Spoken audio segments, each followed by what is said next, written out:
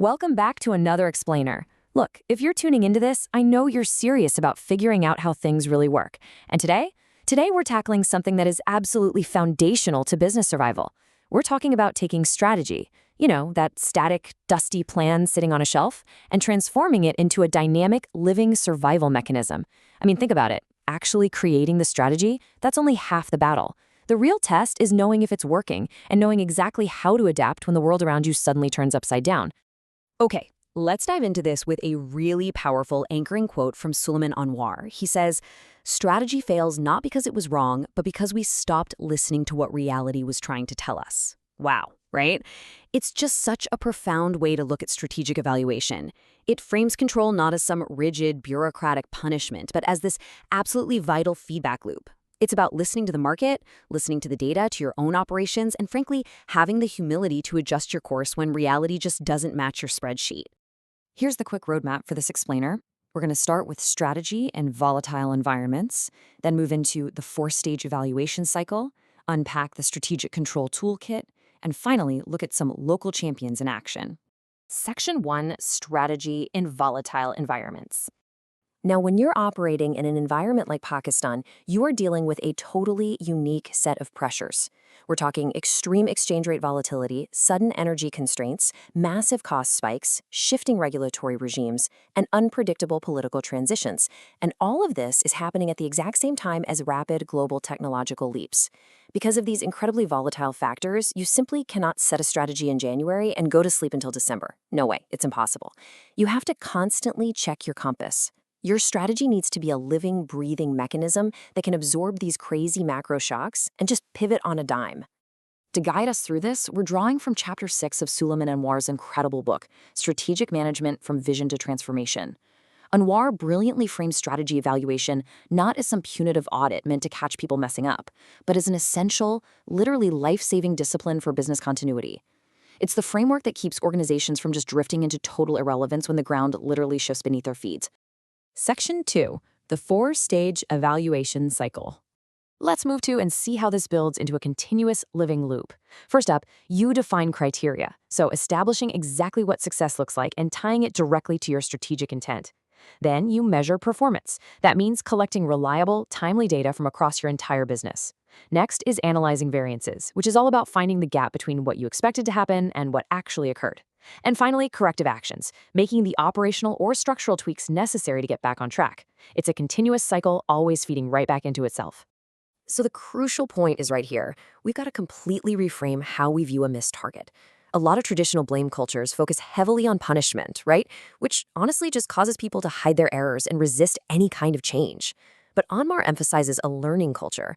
In a mature setup, missing a mark isn't a disaster. It's a diagnostic tool. It's an opportunity for an open dialogue that helps you separate an uncontrollable external shock, like, say, a sudden spike in fuel prices, from an internal inefficiency that you can actually fix. This shift in mindset, absolutely vital. Section 3, the Strategic Control Toolkit. Think about this like a dashboard. What are the specific dials and levers you need to steer your organization through a storm? Look, these aren't just tedious paperwork exercises. These are the vital instruments on your navigational dashboard. You've got KPIs, which are your specific, quantifiable targets tied to your actual goals. You've got benchmarking, which is how you learn from the best practices of global leaders. Then there are strategic audits, allowing for a really comprehensive health check of your entire organizational structure. And finally, the Balanced Scorecard, which beautifully integrates both financial and non-financial metrics into one single view. And this brilliantly illustrates how true strategic control requires holistic excellence across 4 equal perspectives.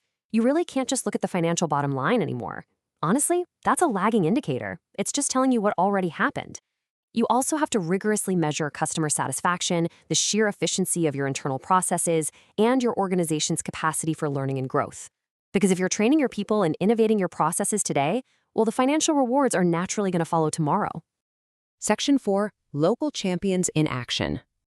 Now, what's really interesting about this slide is how Meezan Bank uses this exact evaluation discipline to sustain a competitive advantage in 2 very different areas at the exact same time: ethics and digital innovation.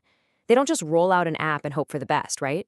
They use quarterly digital dashboards and continuous feedback loops to constantly adapt their technology and customer engagement. And crucially, this is the key. Every single metric is strictly aligned with Sharia compliance, preserving their core identity while they innovate. Meanwhile, over in the manufacturing sector, you have Lucky Group navigating extreme volatility by relying heavily on annual strategic reviews. When energy prices spike or foreign exchange rates swing wildly, which, as we know, happens a lot, Lucky Group uses those signals to immediately adjust their investment priorities. It's this disciplined, relentless evaluation that lets them sustain their portfolio's coherence, dynamically surviving those massive external shocks that would absolutely cripple a less prepared organization. And this rigorous control isn't just for finances either. Look at Interloop in the textile and apparel sector. They apply this exact same toolkit directly to their environmental, social, and governance goals. They actively benchmark themselves against top global apparel companies. By using real-time digital dashboards, they track process metrics to perfectly balance their profitability with some incredibly ambitious zero-waste targets. They've made non-financial metrics a core, real-time part of their strategic control, proving for sure that sustainability and efficiency really can go hand in hand. To see the reflection and learning phase in its absolute purest form, we have to look at TCS in the logistics sector.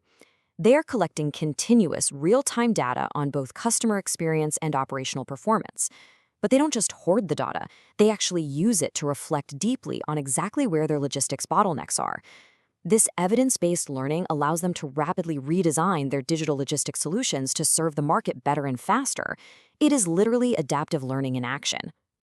As we wrap up this explainer, I want to leave you with a critical question to chew on. Does your organization treat a missed target as a reason to blame or an opportunity to learn? Think about it. Because if your strategy is actually going to survive the chaos and volatility of the real world, you need to build those dashboards, embrace that 4-stage evaluation cycle, and most importantly, start listening to what reality is trying to tell you. Thanks for hanging out with me on this explainer. Keep learning, keep adapting, and I will catch you next time.